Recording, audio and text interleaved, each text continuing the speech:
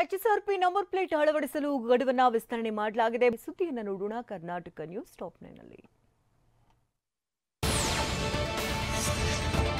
ವಾಹನ ಸವಾರರಿಗೆ ರಾಜ್ಯ ಸಾರಿಗೆ ಇಲಾಖೆ ಗುಡ್ ನ್ಯೂಸ್ ನೀಡಿದೆ. ಎಚ್ಎಸ್ಆರ್ಪಿ ನಂಬರ್ ಪ್ಲೇಟ್ ಅಳವಡಿಸುವುದಕ್ಕೆ ಸೆಪ್ಟೆಂಬರ್ 15ರವರೆಗೆ ಗಡುವು ವಿಸ್ತರಿಸಲಾಗಿದೆ. 2019ರ ಹಿಂದಿನ ಹಳೆಯ ವಾಹನಗಳಿಗೆ ಎಚ್ಎಸ್ಆರ್ಪಿ ನಂಬರ್ ಪ್ಲೇಟ್ ಕಡ್ಡಾಯಗೊಳಿಸಿದೆ. ಈಗಾಗಲೇ ಎಚ್ಎಸ್ಆರ್ಪಿ ಅಳವಡಿಸುವುದಕ್ಕೆ 3 ಬಾರಿ ಗಡುವು ನೀಡಲಾಗಿತ್ತು. ರಾಜ್ಯದ 2 ಕೋಟಿ ಪೈಕಿ ಈವರೆಗೆ 55 ಲಕ್ಷ ವಾಹನಗಳ ಮಾಲೀಕರು ನಂಬರ್ ಪ್ಲೇಟ್ ಅಳವಡಿಸಿದ್ದಾರೆ. ಸೆಪ್ಟೆಂಬರ್ 15ರ ನಂತರವೂ ಎಚ್ಎಸ್ಆರ್ಪಿ ಅಳವಡಿಸಿದ ವಾಹನಗಳಿಗೆ ದಂಡ ಫಿಕ್ಸ್ ಎನ್ನಲಾಗಿದೆ. ಶಾಲೆಗಳಲ್ಲಿ ಎಲ್ಕೆಜಿ, ಯುಕೆಜಿ ತರಗತಿ ನಡೆಯುವಂತೆ ಆದೇಶ ರದ್ದತಿಗೆ ಆಗ್ರಹಿಸಿ ಪ್ರತಿಭಟನೆ ನಡೆಸಲಾಯಿತು. ಯಾದಗಿರಿ ಜಿಲ್ಲಾ ಉಸ್ತುವಾರಿ ಸಚಿವರ ಕಚೇರಿ ಬಳಿ ಕರ್ನಾಟಕ ಅಂಗನವಾಡಿ ನೌಕರರ ಸಂಘ ಪ್ರತಿಭಟನೆ ಮಾಡಿದ್ರು. ಅಂಗನವಾಡಿ ಕೇಂದ್ರದಲ್ಲೇ ಎಲ್ಕೆಜಿ, ಯುಕೆಜಿ ತರಗತಿ ತೆರೆಯುವುದಕ್ಕೆ ಆಗ್ರಹಿಸಿದ್ರು. ಈ ಬಗ್ಗೆ ಉಸ್ತುವಾರಿ ಸಚಿವರ ಕಚೇರಿಯಲ್ಲಿ ಕಾರ್ಯಕರ್ತೆಯರು ಮನವಿ ಸಲ್ಲಿಸಿದ್ರು.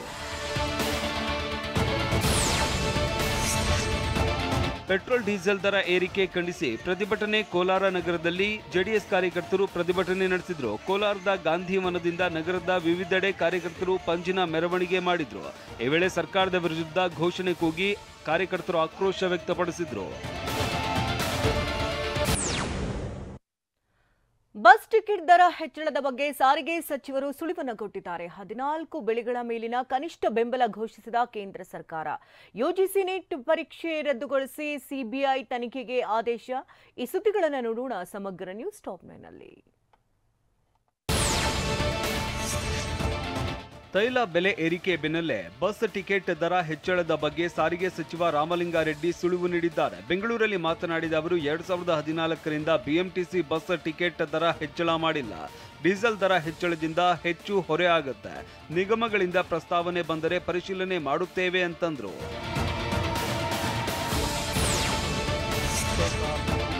ಕೇಂದ್ರ ಸಚಿವ ಸಂಪುಟ ಸಭೆಯಲ್ಲಿ 14 ಖಾರಿಫ್ ಬೆಳೆಗಳ ಮೇಲಿನ ಕನಿಷ್ಠ ಬೆಂಬಲ ಬೆಲೆ ಏರಿಕೆಗೆ ಅನುಮೋದನೆ ನೀಡಲಾಗಿದೆ.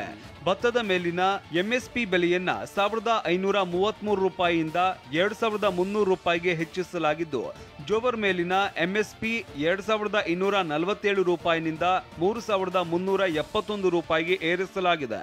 ಭತ್ತ, ರಾಗಿ, ಬಾಜ್ರಾ, ಜೋಳ, ಮೆಕ್ಕೆಜೋಳ ಮತ್ತು ಹತ್ತಿ ಸೇರಿದಂತೆ ಒಟ್ಟು 14 ಖಾರಿಫ್ ಬೆಳೆಗಳಿಗೆ ಕನಿಷ್ಠ ಬೆಂಬಲ ಬೆಲೆ ಏರಿಕೆ ಮಾಡಲಾಗಿದೆ.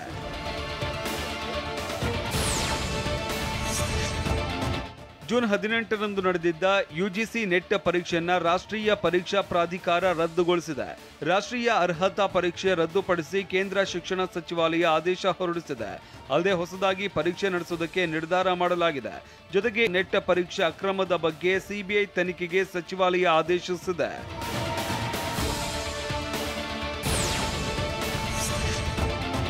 ಇನ್ವೆಸ್ಟ್ ಕರ್ನಾಟಕ 2025 ಜಾಗತಿಕ ಬಂಡವಾಳ ಹೂಡಿಕೆದಾರರ ಸಮಾವೇಶದ ಅನಾವರಣ ಕಾರ್ಯಕ್ರಮವನ್ನು ಸಿಎಂ ಸಿದ್ದರಾಮಯ್ಯ ಉದ್ಘಾಟಿಸಿದ್ರು.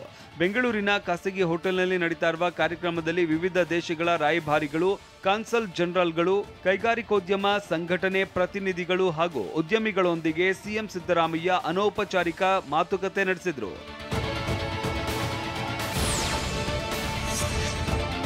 ಈ ಸಮಾವೇಶದಲ್ಲಿ ಕೈಗಾರಿಕಾ ಸಚಿವ ಎಂಬಿ ಪಾಟೀಲ್, ಸಣ್ಣ ಕೈಗಾರಿಕಾ ಸಚಿವ ಶರಣಬಸಪ್ಪ ದರ್ಶನಾಪುರ ಭಾಗಿಯಾಗಿದ್ರು. ಜೊತೆಗೆ ಐಟಿ-ಬಿಟಿ ಸಚಿವ ಪ್ರಿಯಾಂಕ್ ಖರ್ಗೆ, ಆರೋಗ್ಯ ಸಚಿವ ದಿನೇಶ್ ಗುಂಡೂರಾವ್, ಉನ್ನತ ಶಿಕ್ಷಣ ಸಚಿವ ಡಾಕ್ಟರ್ ಸುಧಾಕರ್ ಸೇರಿದಂತೆ ಹಿರಿಯ ಅಧಿಕಾರಿಗಳು ಉಪಸ್ಥಿತರಿದ್ದರು.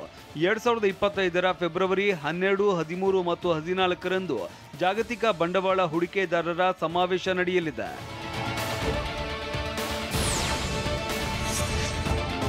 2032ರ ವೇಳೆಗೆ $1 ಟ್ರಿಲಿಯನ್ ಜಿಡಿಪಿ ಸಾಧಿಸುವ ಗುರಿ ನಮ್ಮದು ಅಂತ ಸಿಎಂ ಸಿದ್ದರಾಮಯ್ಯ ಘೋಷಿಸಿದ್ದಾರೆ. ಬೆಂಗಳೂರಲ್ಲಿ ಜಾಗತಿಕ ಬಂಡವಾಳ ಹೂಡಿಕೆದಾರರ ಸಮಾವೇಶದಲ್ಲಿ ಮಾತನಾಡಿದ ಅವರು, ವಾರ್ಷಿಕ 15% ರಿಂದ 16% ಕೈಗಾರಿಕಾ ಬೆಳವಣಿಗೆಯ ಗುರಿ ಇದೆ.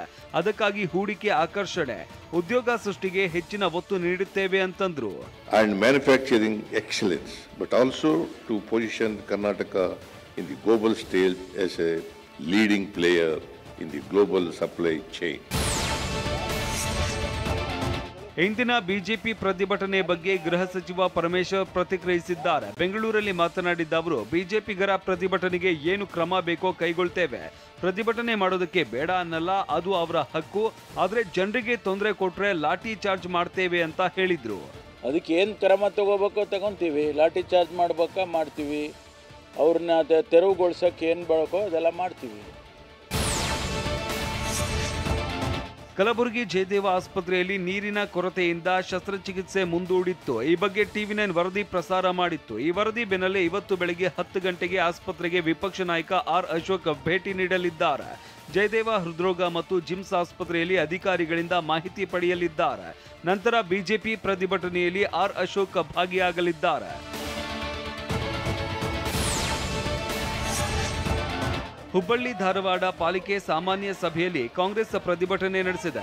ಕಾಂಗ್ರೆಸ್ ಸದಸ್ಯರಿಗೆ ಮಾತನಾಡುವುದಕ್ಕೆ ಅವಕಾಶ ಕೊಡಲಿಲ್ಲ ಅಂತ ಸಾಮಾನ್ಯ ಸಭೆ ಬಹಿಷ್ಕರಿಸಿ ಧರಣಿ ನಡೆಸಿತ್ತು. 18ನೇ ಹಣಕಾಸು ಯೋಜನೆ ಅನುದಾನದಲ್ಲಿ ಕಾಂಗ್ರೆಸ್ ಸದಸ್ಯರನ್ನ ಗಣನೆಗೆ ತೆಗೆದುಕೊಳ್ಳದೆ ಮೇಯರ್ ಏಕನಿರ್ಣಯ ತೆಗೆದುಕೊಂಡಿದ್ದಾರೆ ಅಂತ ಆಕ್ರೋಶ ವ್ಯಕ್ತಪಡಿಸಿದ್ರು.